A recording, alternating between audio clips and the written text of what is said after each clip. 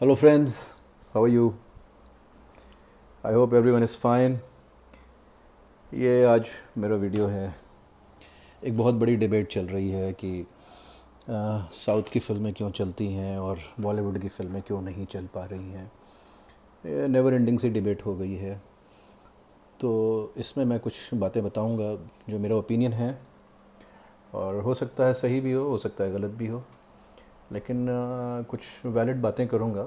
हो सकता है आप लोगों को कुछ बातें अच्छी लगें, कुछ बातें बुरी लगें, लेकिन जो है वो है। तो साउथ की फ़िल्में क्यों चल रही हैं और बॉलीवुड यहाँ पर पहुँचा कैसे इस जगह पर। देखिए, मेरा ये मानना है कि बॉलीवुड की जो इंडस्ट्री थी आ, वो सिंगल स्क्रीन सिनेमा से मल्टीप्लेक्स सिनेमा की तरफ बढ़ी, और मल्टीप्लेक्स सिनेमा से फिर वो ओवरसीज़ ऑडियंस की तरफ बढ़ी, और फिर वो ओटीटी ऑडियंस की तरफ मैक्सिमम काम होने लगे। और जो फ़िल्में होती थीं, जो मास कंजम्पशन की फ़िल्में होती थीं, जिनमें यूनिवर्सल वैल्यूज़ होती थीं और एक सेट ढांचे में hero heroine villain X Y Z होते थे, वो फिल्में बॉलीवुड में लगभग बनाना बंद कर दी। और एक तो दौर ऐसा आया कि एक्शन फिल्मों को बॉलीवुड में बुरा माना जाने लगा कि भाई एक्शन कर रहे हैं तो ये थोड़ी सी बी ग्रेड टाइप की फिल्म है। एक्शन फिल्म देखने कौन आता है मल्टीप्लेक्सेस में, एक्स वाई जेड। तो इस तरह की बॉलीवुड के कुछ ख़ास लोग जो ट्रेंड चलाना चाहते हैं, और इस तरह की बातें वो अक्सर निकालते रहते हैं कि ताकि उनके अपने कुछ मोटिव्स शायद उससे सॉल्व होते हों, लेकिन ऐसा बिल्कुल नहीं। ऐसा बिल्कुल नहीं। और साउथ की फ़िल्मों ने लगातार उस बात को प्रूव किया। पहले साउथ की फ़िल्में जब टेलीविज़न पे और सैटेलाइट पे पॉपुलर होना चालू हुई, तब भी बॉलीवुड नहीं जगा। उनको लगा ये साउथ के लोग हैं और ये अपने हिसाब से कर रहे हैं चीज़ें, और इस तरीके से चीज़ें होती रहेंगी। और उन्होंने भी कभी उस तरह नहीं सोचा कि फ़िल्में इतनी पॉपुलर हो रही हैं, चलो ऐसी हम लोग हिंदी में फ़िल्म बनाते हैं। उनमें से किसी ने नहीं सोचा, और जो फ़िल्में बनी भी वो भी इक्की दुक्की इधर से उधर आई। और साउथ के लोग भी बॉलीवुड को देख रहे थे कि बॉलीवुड की फ़िल्में मासेस तक रीच नहीं कर रही हैं। और साउथ में बहुत सारे लोगों ने अपना ऐसा एक मकाम बना लिया है, बहुत सारे लोगों ने, कम से कम 20-30 लोगों ने, कि वो फाइनेंशियली और resources wise they were standing on a platform where they could think big, जहाँ पे वो सिर्फ पैन इंडिया नहीं पैन वर्ल्ड फिल्में बना सकते थे। और उन्होंने इस बात को देखा कि बॉलीवुड में उस तरह का काम नहीं हो रहा है, और एक बहुत बड़ा गैप है, क्योंकि वो डेटा उनके पास आता था। और वो जब वो यूट्यूब पे उनकी फिल्में आती थी तो वो देखते थे कि तो 50 मिलियन क्रॉस हो गया, तो definitely there is an audience for this kind of a content. तो उसके बाद उन्होंने सोचा कि भाई ये तो बॉलीवुड नहीं कर रहा है, तो हम कम से कम इस बात को करते हैं। तो एक तो ये रीज़न हो गया कि मास कंजम्पशन के लिए फ़िल्म बनाना बंद किया बॉलीवुड ने, और बॉलीवुड मास फिल्मों को एक थोड़ा सा नीचे निगाह से देखने लगा। आई बी वेरी फ्रैंक कि ये तो यार कुछ अलग ही बात है, और ये तो सिर्फ कम बजट की फ़िल्मों का काम है, या भोजपुरी फ़िल्मों का काम है, या उस तरह का काम है, और ये सिर्फ साउथ में चलता है। ये बिल्कुल गलत बात थी। ए सबसे बड़ा रीज़न। अच्छा, दूसरा मैं आपको उससे भी बड़ा रीज़न बताता हूँ।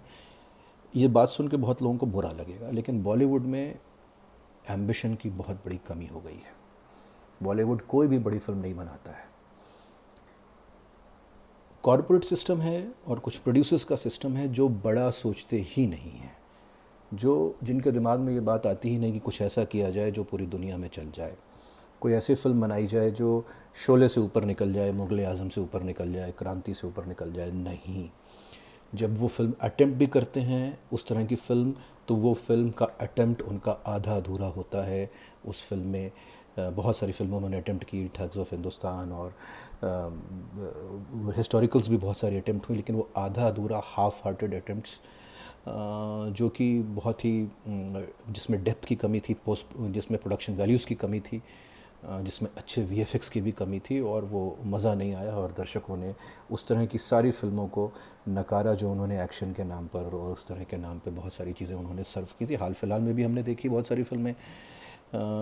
तो ये जो हाफ़ कुक्ड और हाफ़ बेक्ड वाला, विदाउट कन्विक्शन वाला था सिनेमा, ये भी नहीं चला, क्योंकि एम्बिशन, महत्वाकांक्षा बहुत बड़ी चीज़ होती है।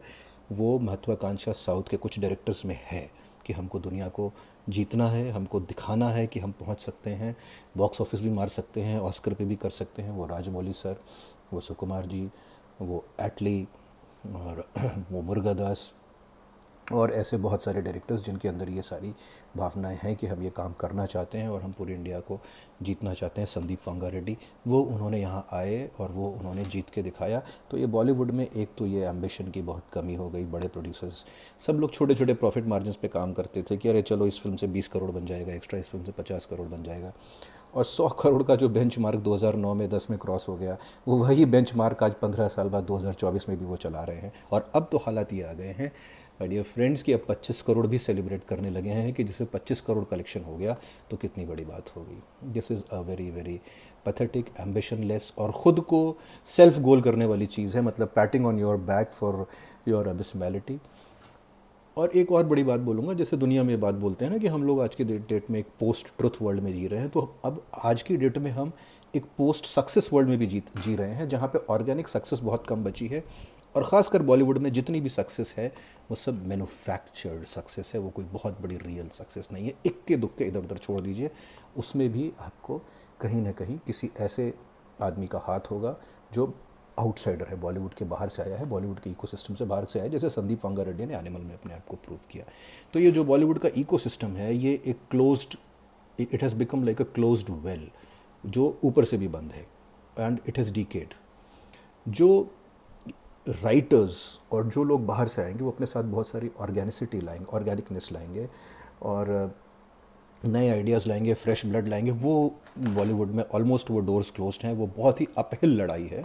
I myself being a writer, I myself being a director, I face that every day कि वो बहुत ही अपहिल लड़ाई है बॉलीवुड में। आप किसी तरीके से एज अ राइटर भी अगर आपको सही ढंग से आपको अगर एंट्री मिल जाए, वो बहुत ही क्लोज डोर्स हैं। यहाँ पे फिल्में देखकर फिल्में बनाते हैं, फिल्में देखकर रिवर्स में फिल्मों की रिवर्स इंजीनियरिंग करते हैं फिल्मों की कि इसको किस तरीके से किया जाए और किस तरीके से वो किया जाए। कोई नई कहानी पे नहीं आता, इसीलिए इतनी सारी बायोपिक्स चल रही, कमाल है, इतनी सारी, हर किसी की बायोपिक बन रही है।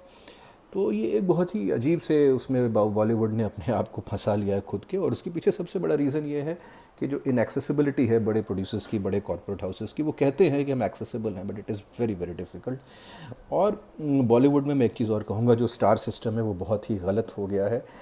ऐसे ऐसी प्राइसेस ऐसे ऐसे लोग मांगते हैं जो इम्पॉसिबल हैं, और वो जो अगर फिल्म के बजट में जाएं, फिल्म में अच्छे एक्शन सीक्वेंसेस हों, फिल्म में अच्छे गाने हों, तो बहुत सारी बातें होंगी।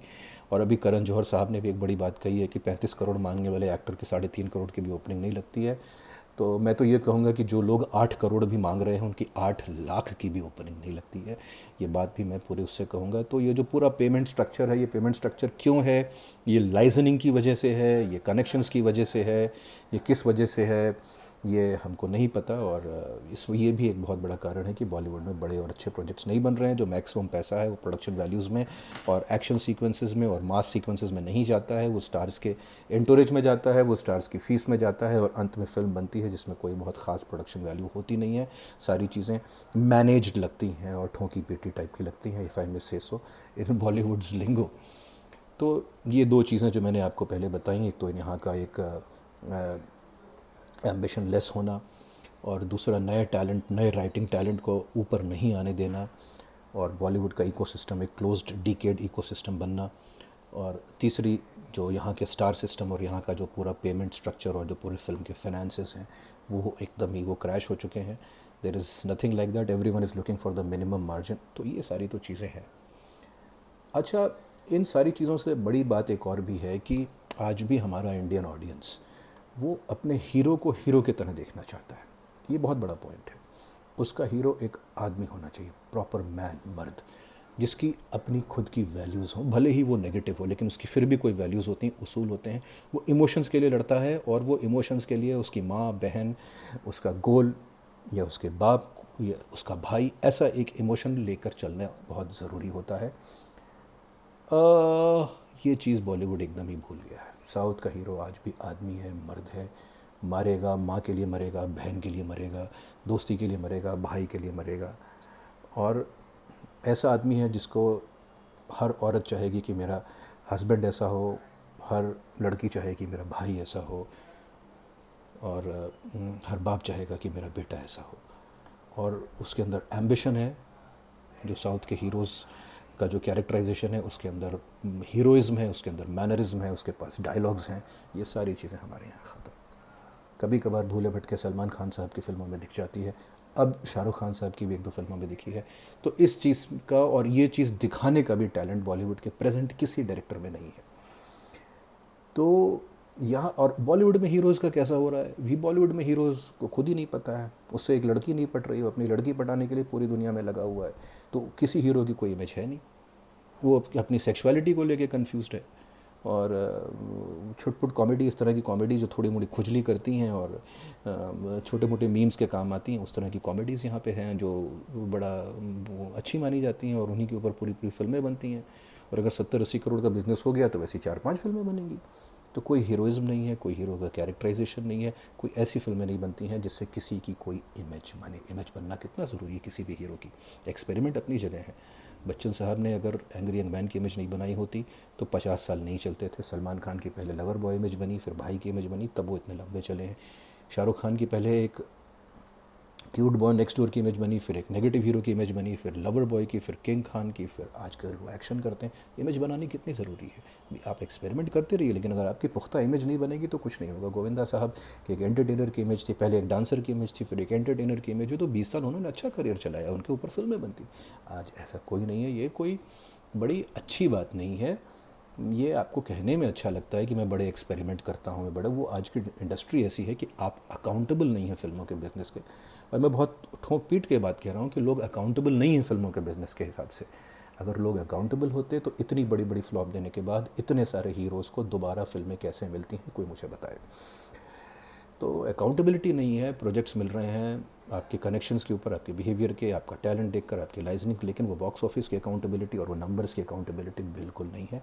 अगर किसी फेमस OTT पे भी कोई भी फिल्म रिकमेंडेड सेक्शन में 20 दिन 25 दिन दिखाई जाएगी तो उसके व्यूज़ तो ऑटोमेटिक हो जाएंगे ना।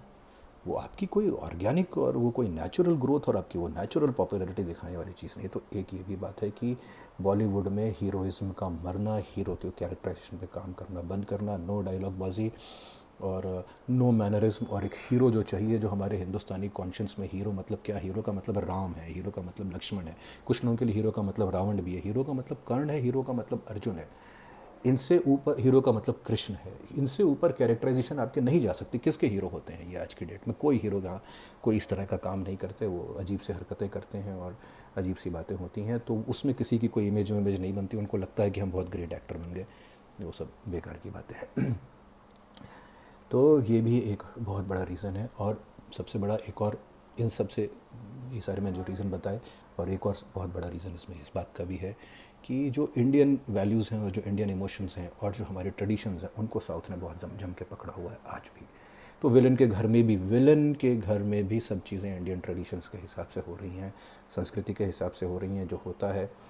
और फैमिली का बड़ा इंपॉर्टेंस है और फैमिली की सारी चीज़ें जुड़ी हुई हैं और सारी चीज़ें ऐसी हैं, तो वो बहुत काम होता है, ठीक है। और एक जो बहुत बड़ा मैं रीज़न आपको बताने जा रहा हूँ, ये आपको कोई नहीं बताएगा, ना ही कोई किसी की समझ में आती है। देखिए, साउथ के जो डायरेक्टर्स और राइटर्स हैं ना, वो माइक्रो कंटेंट पे काम करते हैं, जो यहाँ पर नहीं होता है। यहाँ पर सारा कंटेंट और जितनी मेहनत होती है वो पेपर पे होती है। जो लोग मेहनत करते भी हैं वो पेपर पे करते हैं और डायलॉग लिखने में करते हैं। Good, very good. डायलॉग्स तो बहुत ज़रूरी हैं, स्क्रिप्ट बहुत ज़रूरी है, बाउंड स्क्रिप्ट होनी बहुत ज़रूरी है, लेकिन जब मैं माइक्रो कंटेंट की बात कर रहा हूँ तो स्क्रिप्ट के अलावा कैमरे की भी एक लैंग्वेज होती है। कैमरा कहाँ प्लेस किया जाए, कैमरे का शॉट क्या लिया जाए, हीरो की क्या दिखाना है, एंट्री कैसे करनी है। आप देखेंगे कि साउथ की हर फिल्म में, हर सीन में हीरो की अलग एंट्री होती है, कॉमेडियन की अलग एंट्री होती है, वो यूनिक एंगल्स का इस्तेमाल करते हैं। तो जो कैमरे की लैंग्वेज है एक मासेस को अट्रैक्ट करने के लिए, जो कैमरे का वो है, वो कौन लिखेगा?